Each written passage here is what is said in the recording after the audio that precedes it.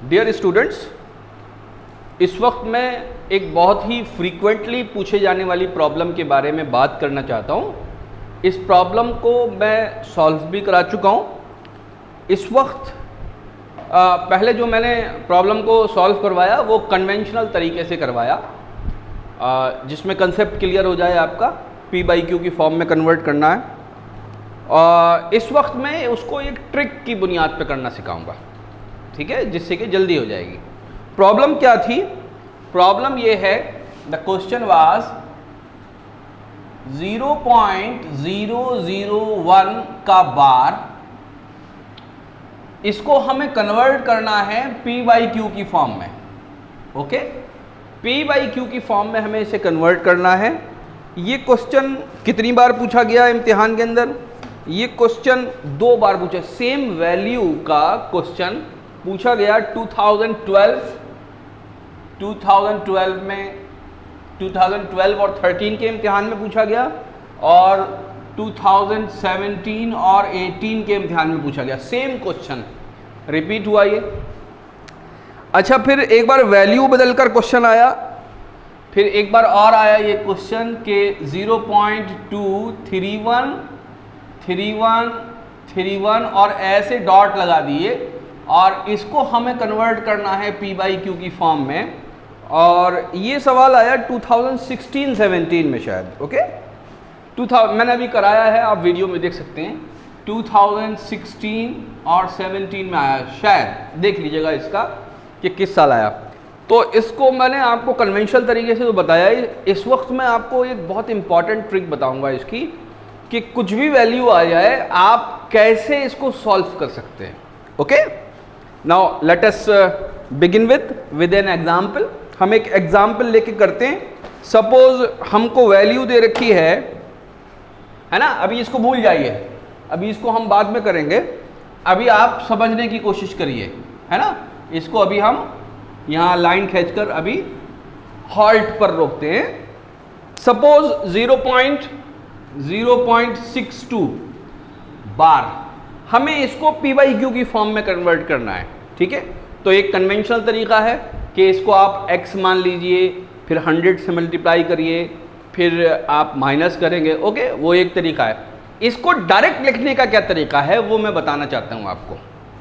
इसको आप डायरेक्ट लिखेंगे, जितने नंबर्स पर बार लगा हुआ है उन सबको आप एज इट इज लिख दीजिए। 0.62 था, आप 62 लिख दीजिए। बात समझ में आती है? आप क्या लिख देंगे? 62 लिख देंगे। कितने नंबर पर बार लगा हुआ है उतने 9 लिख देंगे नीचे डिनोमिनेटर में, and this is the answer. बस ये इसी के बराबर आएगा। अगर P बाई Q की फॉर्म में है तो 100% ये इसी के बराबर आएगा। बस आपको करना ये है कि इसको फैक्टर देख लीजिएगा कि इसके फर्दर फैक्टराइज हो रहा है या नहीं। फॉर एग्जांपल यहाँ पर 0.63 होता तो ये 3 से कैंसिल हो जाता, ठीक है, और छोटा हो जाता। तो हो सकता है आंसर और छोटा करके दे रखा हो। बस ये आपको ऐसे ही करना है। दूसरी एग्जांपल लिखेंगे। सपोज लिखा हुआ है 0.895 बार, ऐसे लिखा हुआ है। ओके, इसको कैसे करेंगे? आप लिखिए 895, इन तीनों को आप ऐसे ही लिख दीजिए। इसको डिवाइड कर दीजिए 3 9 से, 39 से डिवाइड कर दिया क्योंकि 3 नंबर के ऊपर बार था। बात समझ में आती है? यही आंसर हो गया। ओके, एक और लिखते हैं। सपोज लिखा हुआ है 0.1095 बार, इसको हम कैसे करेंगे? इसको आप लिखिए 1095 divided by 9999, this is the answer. बात समझ में आई? डायरेक्ट P बाई Q की फॉर्म में आप कन्वर्ट कर सकते हैं। ओके, दूसरा तरीका, दूसरी बात क्या होती है? सपोज बार सारे नंबर्स पर नहीं लगा हुआ, जैसे कि ये वाली एग्जांपल है जो आ चुकी है। उस एग्जांपल को जरा देखिए। यहां पर 0.231 ये रिपीट हो रहा है, तो इसको हम कैसे लिख सकते हैं? 0.231 बार, ऐसे लिख सकते हैं। तो 2 के ऊपर बार नहीं है, 3 और 1 के ऊपर बार है। 3 और 1 रिपीट हो रहे हैं क्योंकि। ऐसे ही हम एक नंबर चूज कर लेते हैं। सपोज 0. इसी को देखते हैं, 6 2 और खाली 2 के ऊपर बार है। किसके ऊपर बार है? सिर्फ 2 के ऊपर बार है, 6 के ऊपर नहीं है। तो ये नंबर कैसा होगा? अगर इसको हम ध्यान से देखें तो ये नंबर होगा 0.622222। ऐसा होगा ये नंबर। बात समझ में आती है कि नहीं आती? ओके, अगर ऐसा ये नंबर है और ये चलता चला जा रहा है तो इसको आप कैसे लिखते हैं? 0.62 बार को आप 62 ही लिख दीजिए, 62 ही लिख दीजिए और इसमें से आप घटा दीजिए उस नंबर को जिसके ऊपर बार नहीं है। किसके ऊपर बार नहीं है? 6 के ऊपर बार नहीं है, तो 6 को इसमें से घटा दीजिए। डिवाइड किससे करेंगे? जितने नंबर के ऊपर बार है उतनी बार 9 लिखिए। 1 के ऊपर बार है तो एक बार 9 लिखूंगा, और जितने नंबर के ऊपर बार नहीं है उतने 0 लिखिए। बस यही आंसर हो गया। 62 में से 6 चला गया, क्या बचेगा? 56 बचेगा। डिवाइड किससे करूंगा? 90 से। एक बार 2 से और डिवाइड कर दीजिए इसको, कितना हो जाएगा? 28 हो जाएगा, और नीचे क्या हो जाएगा? 45। तो 28/45, दिस इज द आंसर। ठीक है, इत्तेफाक से इवन आ रहा है तो इसलिए हमें एक बार और करना पड़ा, वरना एक स्टेप में आंसर आ रहा है। क्या बात समझ में आती है? अब आप इसको करके देख लेते हैं। अब जो हमारे क्वेश्चन आ चुके हैं हम उसको करके देखते हैं, उसको हम ब्लैक पेन से करके देखते हैं ताकि आपको याद रहे कि हम कैसे कर रहे हैं। सपोज ये जो क्वेश्चन आया 0.001, इसको कैसे लिखेंगे? क्या आया? 0.001 बार। कितने नंबर के ऊपर बार है? 3 नंबर के ऊपर बार है, तो डिनोमिनेटर में क्या आना है? 3 बार 9 आना है, और ऊपर क्या लिखेंगे? 001 लिखेंगे। तो it is as good as 1/999। This is the answer. क्या बात समझ में आती है? ये 2 बार सवाल आया है, दोनों बार सेम आंसर आएगा 1/999। That's all. सॉल्व नहीं करना आपको। एक बार ये वाला सवाल करके देखते हैं। क्या आया? 0.2313131 एंड सो ऑन। इसको हम कैसे लिख सकते हैं? 0.231 ऐसे लिख सकते हैं। इसको समझ में बात आती है? क्योंकि 31 रिपीट हो रहा है तो 31 के ऊपर बार लगा दिया आपने। क्या बात समझ में आती है? ये किसके बराबर हो जाएगा? आप 231 एज इट इज लिख दीजिए, 231 एज इट इज लिख दीजिए। माइनस किसको करिए? इसमें से माइनस करेंगे उस नंबर को जिसके ऊपर बार नहीं है। किसके ऊपर बार नहीं है बेटा? 2 के ऊपर बार नहीं है, तो 2 यहां पर माइनस कर देंगे इसमें से। That's all. नाउ 31, 2 नंबर ऐसे हैं जिनके ऊपर बार है तो 2 बार 9 लिखेंगे, और एक नंबर ऐसा है जिसके ऊपर बार नहीं है तो 1 बार 0 लिखेंगे। This is the final trick. Now 231 में से 2 चला गया तो ये कितना बचेगा? 229 बचेगा, और यहां पर आ गया 900, सॉरी मैंने 9 लिख दिया, 990। तो 229/990, this is the answer, this is the final answer. And in that way, by using this simple trick, you can solve or you can have P by Q form of any repeating decimal rational number। कोई भी ऐसा rational number जिसमें repeat कर रहा है, ठीक है, जिसमें क्या कर रहा है? रिपीट कर रहा है। रिपीटिंग टाइप रेशनल नंबर को आप इस तरीके से P by Q की फॉर्म में कन्वर्ट कर सकते हैं। काफ़ी इंपॉर्टेंट क्वेश्चन है ये, बारहा आता है, इसको याद रखेंगे आप। Now let us move on to next question. दूसरे क्वेश्चन को हम देखते हैं। मैं उधर कैमरा मूव कर देता हूं। Okay, now this is the next question which I wish to solve. 2006 और 7 का क्वेश्चन है, AMU 11th और डिप्लोमा इंजीनियरिंग एंट्रेंस का। सेट थ्योरी के ऊपर बेस्ड है। सेट थ्योरी को डिटेल में तो आप 11th क्लास में पढ़ते हैं, बट समटाइम्स 10th क्लास के लेवल में भी आप इसके सवाल देखते हैं, क्योंकि बहुत ज़्यादा मुश्किल नहीं है। क्वेश्चन है, let A be the set of squares of natural numbers. Natural numbers कौन से होते हैं? 1 2 3 4 5 एंड सो ऑन। इनके स्क्वायर्स का एक सेट बनाइए। Now what is set? यहां पर एक वर्ड यूज हुआ है सेट। सेट क्या होता है? सेट, देखिए सेट को समझिए, जैसे आप घर में अक्सर बोलते हैं डिनर सेट, बोलते हैं ना, आप घर में क्या बोलते हैं? आप घर में बोलते हैं डिनर सेट, ठीक है। आप घर में टी सेट बोलते हैं। तो डिनर सेट की बात करते हैं। आमतौर से 6 लोगों के लिए खाना खाने के जो बर्तनों का सेट होता है उसको डिनर सेट बोलते हैं। तो डिनर सेट में क्या होता है? 6 छोटी प्लेट होती हैं, 6 बड़ी प्लेट्स होती हैं, 6 स्पून्स होते हैं, 6 फोर्क्स होते हैं, 2 डोंगे होते हैं और उनके चम्मच होते हैं, लाइक दैट। तो ये सब मिलके क्या कहलाता है? ये सब मिलके सेट कहलाता है। क्या कहलाता है? सेट। सारी चीजें मिलके सेट कहलाएगा। और जो एक स्पून होगा, क्या होगा? स्पून होगा। अगर इस पूरे डिनर सेट को आप नाम दे दीजिए डी, नाम दे दीजिए डी, तो जो स्पून होगा वो एक एलिमेंट होगा डी का। इसको कैसे रीड करते हैं? इस जुमले को कैसे रीड करेंगे? Spoon is an element of D. Spoon is an element of dinner set. Spoon is a member of element D. इसको इस तरीके से हम रीड करते हैं। तो ये जो सिंबल है ये मैथमेटिकल लैंग्वेज का सिंबल है।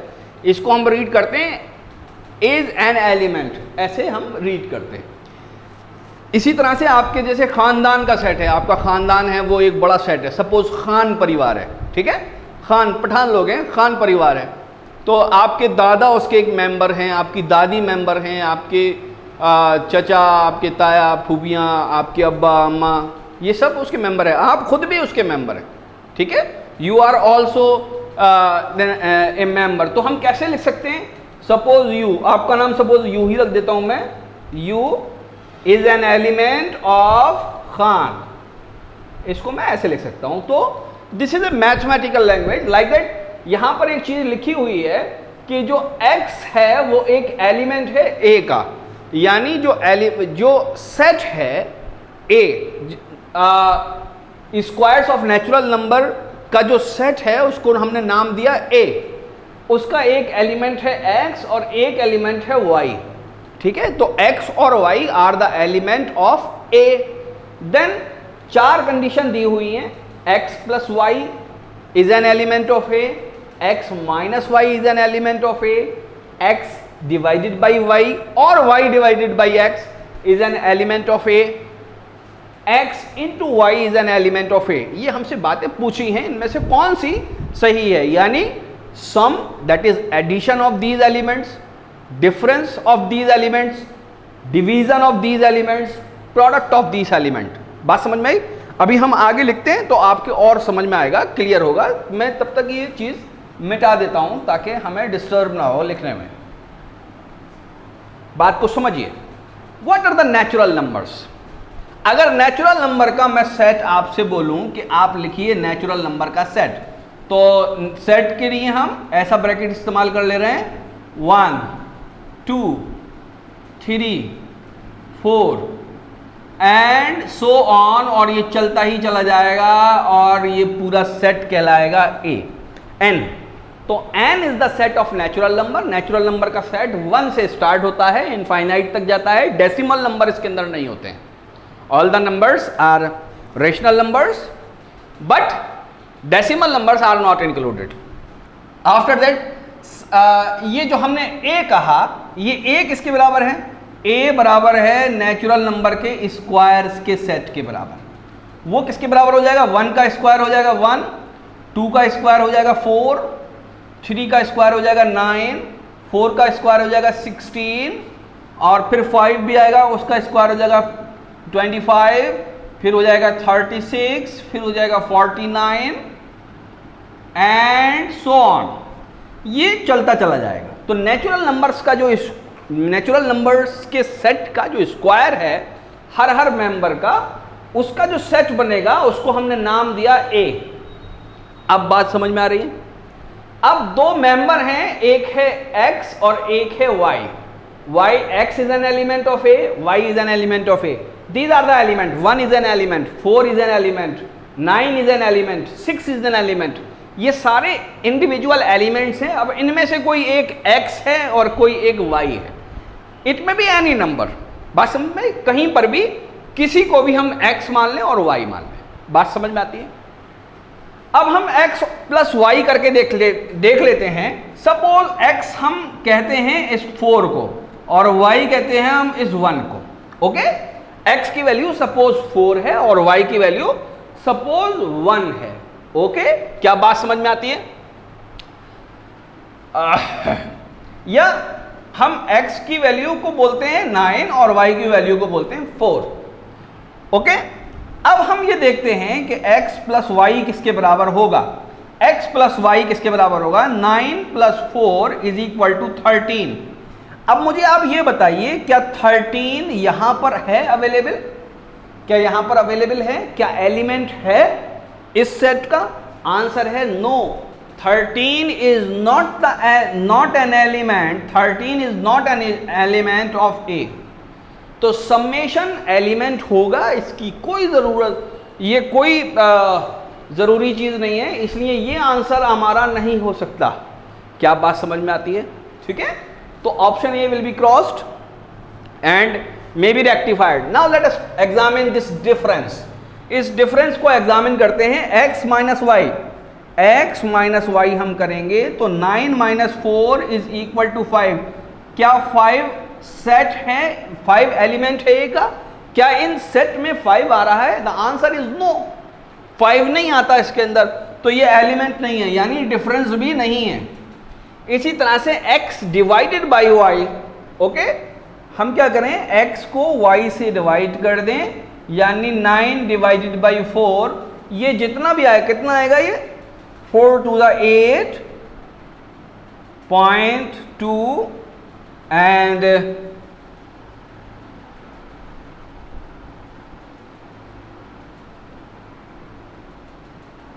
ऐसे करके आएगा. ठीक है, 2.2 इज नॉट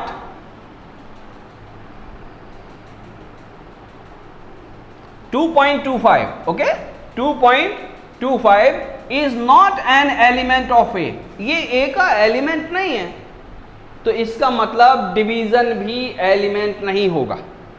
तो आप यहां इसके बाद एक अंधा आंसर लगा सकते हैं डी पर, but let me examine D also. Okay, D को भी हम एग्जामिन कर लेते हैं. यहां पर कर लेते हैं. इस जगह पर हमने 4 लिया और 9 लिया, तो x multiplied by Y is equal to 4 multiplied by 9 is equal to 36. तो क्या ये सेट है इसका? तो देखिए 36 आ रहा है, यहां पर 36 आएगा, है ना. 36 आ रहा है, इसका मतलब क्या है कि 36 इज एन एलिमेंट ऑफ ए, यानी 36 यहां पर आ रहा है. इसका मतलब क्या है? x dot Y is an element of A. It is correct and this is the answer. हम और हायर नंबर्स को भी देख सकते हैं. सपोज 36 को देख लें और 49 को. x हम 49 को मान लें और y हम 36 को मान लें, तो x डॉट वाई किसके बराबर हो जाएगा? 36 इंटू 49 हो जाएगा. 36 इंटू 49 एक बड़ी फिगर आएगी, तो मैं ऐसे लिख देता हूँ 6 इंटू 6 इंटू 7 इंटू 7. तो क्या ये यहाँ पर आएगा? बड़ा नंबर है. अभी हम यहाँ तक, इतनी दूर तक तो हम लिखने नहीं गए, लेकिन पहचानने का तरीका बताता हूँ. अगर ये परफेक्ट स्क्वायर है तो ये यहाँ पर जरूर आएगा, क्योंकि स्क्वायर ही तो आ रहे हैं यहाँ पर. तो परफेक्ट स्क्वायर जानने का तरीका क्या है कि इसका हम अंडर रूट ले लें. अगर इसका हम अंडर रूट ले लेंगे तो एक 6 बाहर आ जाएगा और एक 7 बाहर आ जाएगा, तो 7 6 42. तो 42 एक नेचुरल नंबर है, तो इसका स्क्वायर हुआ होगा कहीं पर, तो इसका स्क्वायर यहाँ पर ज़रूर आएगा नेचुरल नंबर का. तो इसका मतलब कोई से भी 2 नंबर का प्रोडक्ट हमेशा सेट होगा या एलिमेंट होगा ए का. In that way we will solve this problem. तो समझाने में सिर्फ प्रॉब्लम को टाइम लगता है. हालांकि अगर सेट थ्योरी आपकी क्लियर है या ये जितना भी मैंने समझाया है इसको क्लियर है, तो ये हार्डली ये सवाल 1 मिनट का है. बात समझ में? ठीक है, इसको आप समझिए, इसको नोट कर लीजिए. Thank you very much.